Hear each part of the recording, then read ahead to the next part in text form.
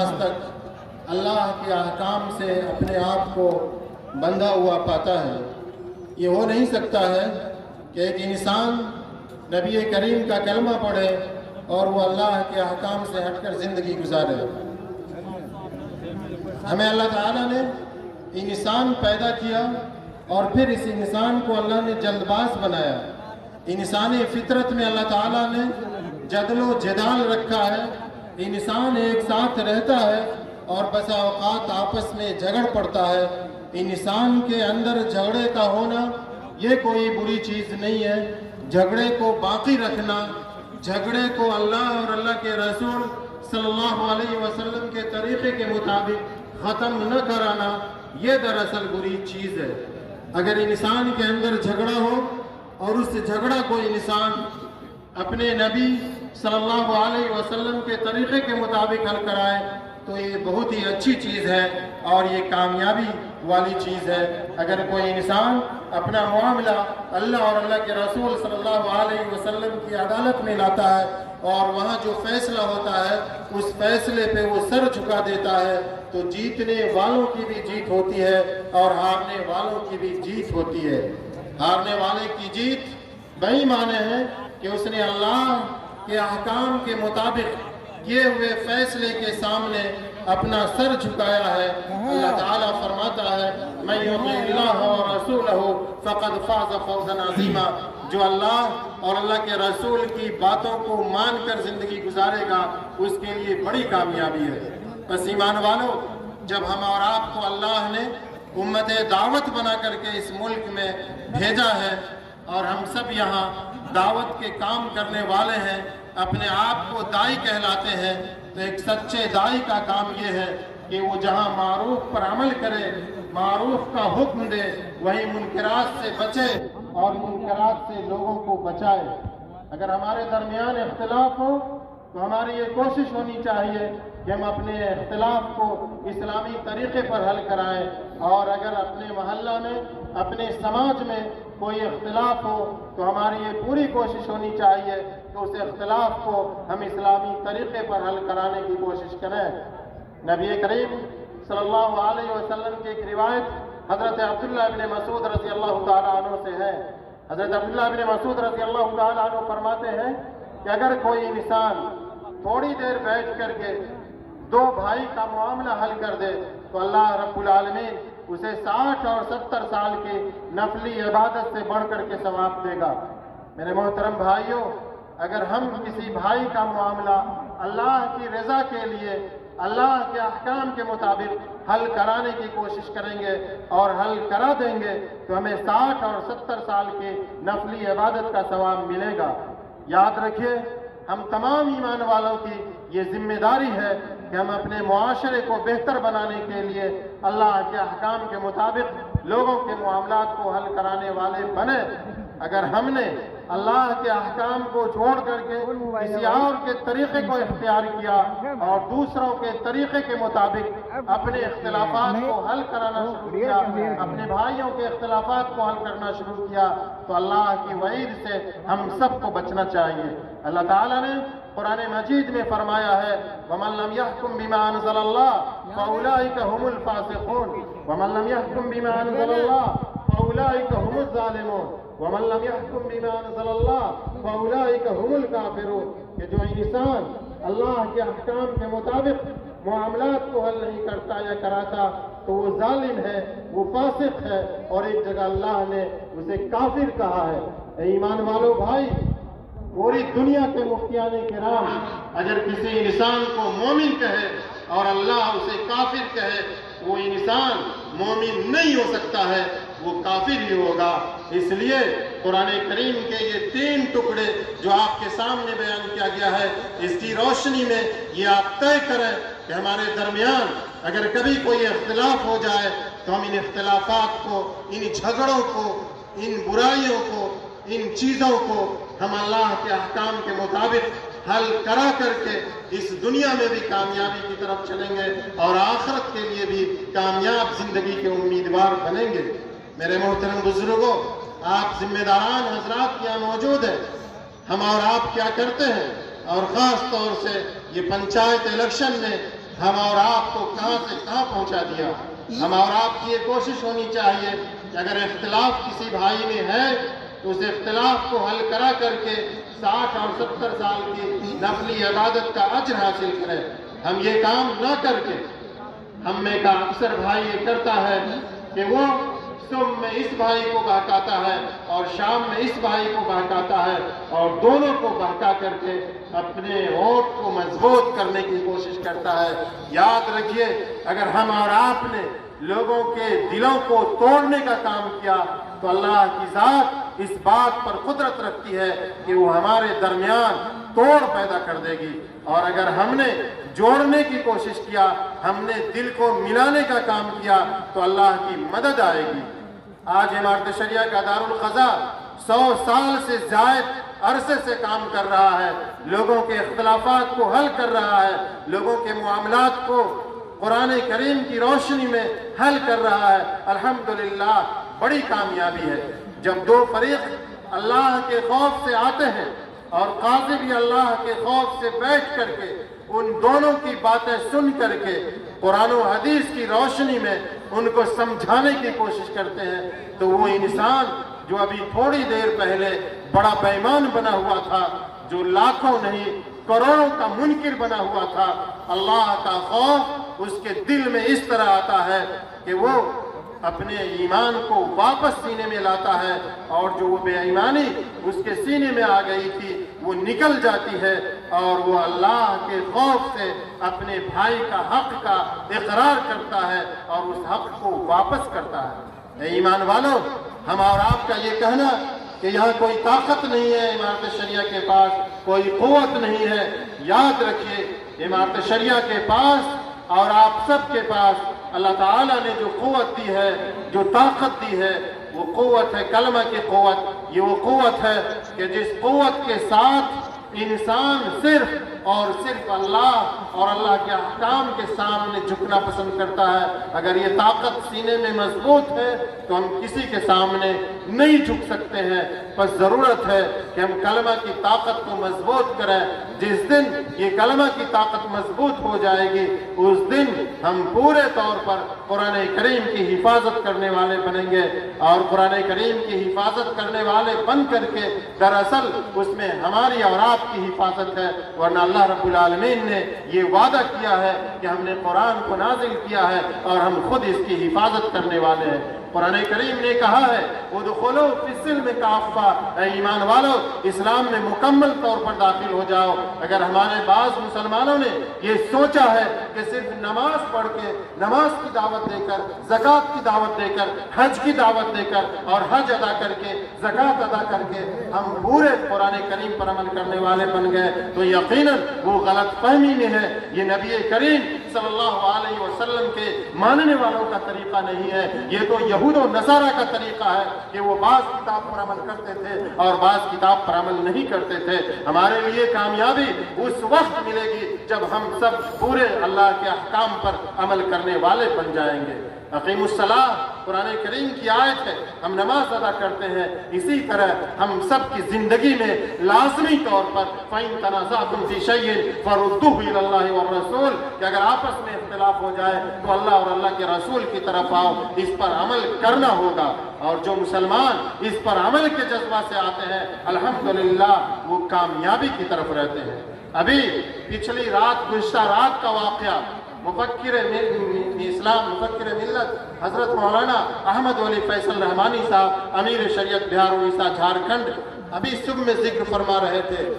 کہ رات ایک عجیب واقعہ پیش آیا کہ جس مسجد کی بنیاد رکھنے کے لیے میں گیا تھا، جب میں وہاں پہنچا تو پورے گاؤں والوں کے منہ لٹکے ہوئے تھے، کچھ ادھر کچھ ادھر، اور 3-4 گروہ میں لوگ بٹے ہوئے تھے۔ معلوم کرنے پر یہ پتا چلا کہ جس زمین پر مسجد کی بنیاد ڈالی جانی ہے اس زمین کا اختلاف آپس میں ہو گیا ہے۔ حضرت امیر شریعت دامت برکاتہم نے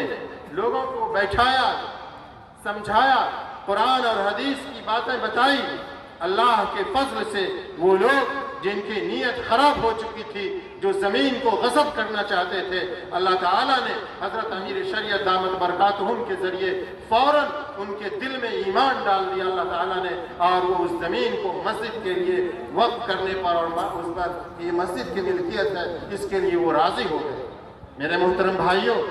दारुल क़ज़ा में लोग आते हैं और इसी नीयत से आते हैं कि वहाँ अल्लाह का खौफ होगा, वहाँ अल्लाह की मदद मिलती है। काजी भी इसीलिए बैठता है, वरना आप देखते हैं अदालतों में इतने पहरे के बावजूद गोलियां चल जाती हैं, लेकिन ये दारुल क़ज़ा ऐसा निज़ाम है अल्लाह का कि काजी तन्हा बैठता है और सारी शरारतों और खुराफात से महफूज रहता है। दरअसल इसके पीछे अल्लाह की नुसरत है, अल्लाह की मदद है। ये वो अदालत है, ये वो तरीक़े आदिल है जहाँ अमीर और गरीब में किसी तरह का कोई फ़र्क नहीं बरता जाता है। ये वो मुकाम है जहाँ बड़े और छोटे की कोई तमीज़ नहीं की जाती है। ये वो जगह है जहाँ पर रिश्तेदारों और गैर रिश्तेदारों में कोई फ़र्क नहीं किया जाता है। ये वो अदालत है जहाँ हज़रत अली रज़ी अल्लाह ताला अन्हु का एक मामला एक यहूदी से हुआ, और जब काजी ने हज़रत अली से गवाह तलब किया, हज़रत अली के पास जब गवाह नहीं था तो हज़रत अली के खिलाफ काजी ने फैसला किया, और इस्लाम की इस अदालत से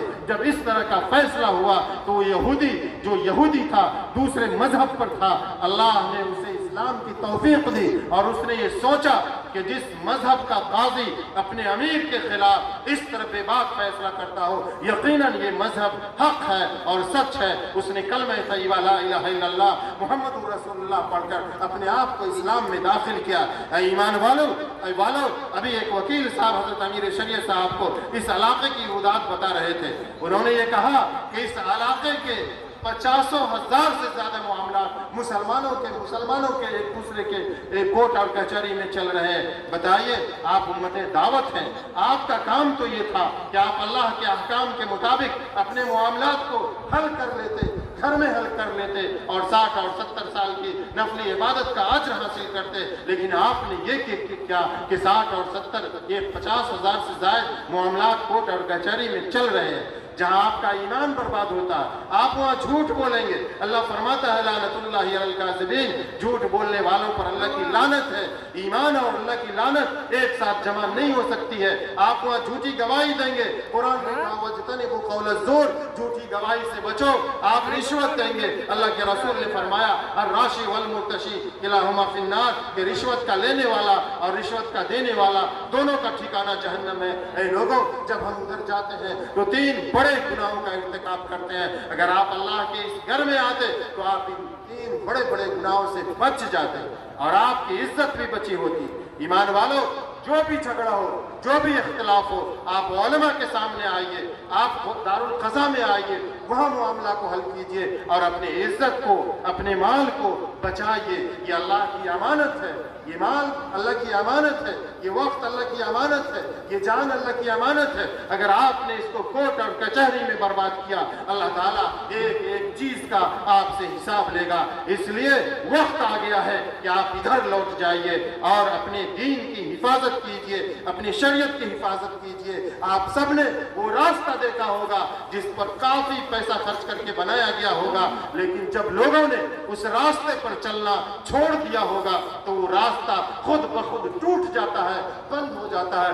खुद पौधे उग आते हैं और वो रास्ता खराब हो जाता है। ये शरीयत भी रास्ता है, अगर हम और आप इस शरीयत पर चलते रहेंगे, इस रास्ते पर हम चलते रहेंगे तो ये रास्ता सही होगा, दुरुस्त होगा। अगर इस रास्ते पर चलना छोड़ देंगे तो ये शरीयत हमसे अलग हो जाएगी। हमारी जिम्मेदारी है कि हम मजबूती से शरीयत पर अमल करने वाले बन जाएं। मेरे मोहतरम बुजुर्गों, कोई भी मामला हो दारुल क़ज़ा में लेकर के आइए, लेकिन खास तौर से अगर बेटियों का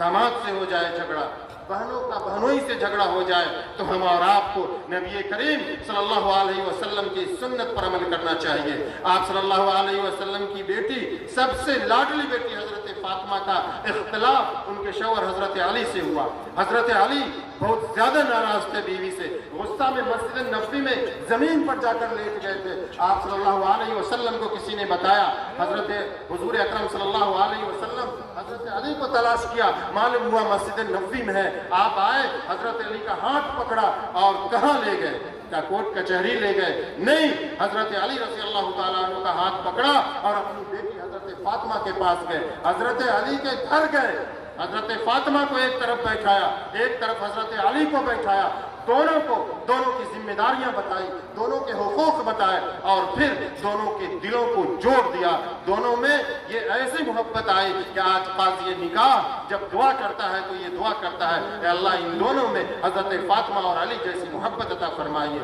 ऐ लोगों, क्या हम और आपको इस वाक़या से सबक नहीं लेना चाहिए? ये वाक़या हजरत अली और फातिमा में इसलिए नहीं हुआ था कि इख्तिलाफ उनके दरमियान होना था, बल्कि इख्तिलाफ अल्लाह ने इसलिए कराया कि नबी करीम सल्लल्लाहु अलैहि वसल्लम का ये तरीका उम्मत के लिए दर्स रहे, उम्मत के लिए सबक रहे कि अगर उम्मत की बेटियों का, उम्मत की बहनों का, उनके शौहरों से इख्तिलाफ हो जाए तो उनके बाप और उनके भाइयों को कोर्ट और कचहरी का दरवाजा नहीं खटखटाना चाहिए, बल्कि उनको दामाद के घर जा करके, उनको बहनोई के घर जा करके प्यार और मोहब्बत के साथ दोनों के हुकूक बता करके घर का मामला घर में निपटाना चाहिए। आपको मालूम है कि नबी करीम सल्लल्लाहु अलैहि वसल्लम ने हमारी बहन बेटियों के सरों पर इस्मत की रेदा रखी है, इज्जत की चादर रखी है। वो जालिम भाई, वो जालिम बाप, वो पापी लोग जो अपनी बहन बेटियों का हाथ पकड़ते हैं और कोर्ट कचहरी का दरवाजा खटखटाते हैं, जहाँ वकला हजरात हमारी वो बहन बेटी जो घर की मलका है, जो घर की जीनत है, जहाँ वकला हजरात उनको किस तरह जलील और रुसवा करते हैं, वो कौन कौन सी बातें पूछते हैं जिनको अगर कोई सड़क पर पूछ ले तो हमारी ये गैरत ऐसी होती है कि हम चाहेंगे कि उसकी जबान खींच लें, उसके बाजू को मरोड़ दें, लेकिन जब कोर्ट कचहरी जाते हैं तो कहाँ चली जाती है हमारी गैरत ईमानी? ऐ लोगों, बचने की जरूरत है। अपनी औरतों की हिफाजत कीजिए, अपनी बेटियों की हिफाजत कीजिए, अपनी बहनों की हिफाजत कीजिए। जब आप वहां ले जाते हैं, मामला 1-2 दिन में हल नहीं होता, 1-2 साल में हल नहीं होता, वहां 15 साल 20 साल वक्त लगता है। याद रखिए, बच्ची अभी 20 साल की है, आप जिस जहन्नम के दलदल में ले जा रहे हैं वहां फैसला आएगा 15 साल के बाद, 35 साल उम्र हो जाएगी, 40 साल उम्र हो जाएगी। लेकिन इस जमाने में अगर हमारी बहन, हमारी बेटी से कोई गलती हो जाती है तो क्या इस गलती का गुनाह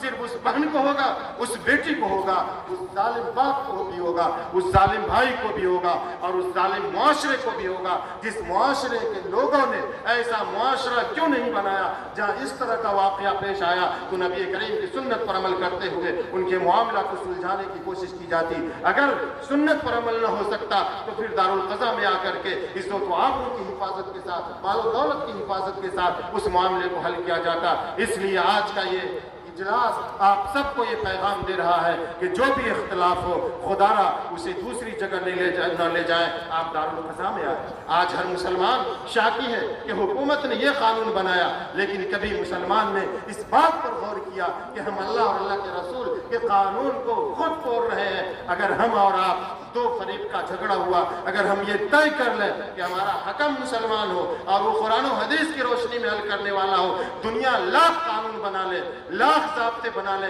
अगर मुसलमान तय करे कि हमें कुरान और हदीस की रोशनी में अपने मामलात को हल कराना है तो यकीनन कोई आपको मजबूर नहीं कर सकता है कि आप अल्लाह के अहकाम के मुताबिक अपने मामलात को हल कराएं। मेरे मोहतरम बुजुर्गों, इसलिए ज़रूरत इस बात की है कि आप कुरान और हदीस की तरफ लौट जाइए और यहाँ जो दारुल क़ज़ा है अररिया में, वीरनगर बिसरिया में, जोगबनी में, वहाँ आप अपने मामलात को ले जाएं, वहाँ मामलात को हल करें। यकीनन आपके लिए बड़ी कामयाबी है। और जहन से ये बात निकाल दीजिए कि यहाँ पुलिस नहीं है, ताकत नहीं है। मेरे मोहतरम बुजुर्गों, अल्लाह ने हम और आपको पैदा किया है, हमें अल्लाह के कानून को मानना पड़ेगा। ये मोबाइल जिसने बनाया है, हम मोबाइल चलाने के लिए मोबाइल के बनाने वालों के ज़ाब्ते के पाबंद, अगर हम उसके ज़ाब्ते से हट करके मोबाइल चलाएंगे तो मोबाइल काम नहीं करेगा। तो हम और आपको इंसानों की बनाई हुई चीज़ों पर गौर करना चाहिए कि अल्लाह रब्बुल आलमीन ने इतनी बड़ी कायनात बनाई और फिर इस इंसान को पैदा किया। क्या इस इंसान को इस कायनात में ज़िंदगी गुजारने के लिए कोई गाइड बुक नहीं दिया, कोई हिदायत की किताब नहीं दिया? यकीनन अल्लाह ताला ने आखिरी किताब, आखिरी गाइड बुक कुरान मजीद की शक्ल में हम और आपको दिया है। हमारी जिम्मेदारी बनती है कि हम अल्लाह के एक एक हुक्म पर अमल करने वाले बने और कोशिश करें जितने अहकाम पर अमल कर सकते हैं अमल करने की कोशिश करें। अल्लाह ताला हम सबको कहने सुनने से ज्यादा अमल की तौफीक अता फरमाए और जब भी कोई इख्तिलाफ हो तो उसे दारुल क़ज़ा से हल कराने की तौफीक अता फरमाए। रब्बना तक़ब्बल मिन्ना इन्नका अंतस समीउल अलीम।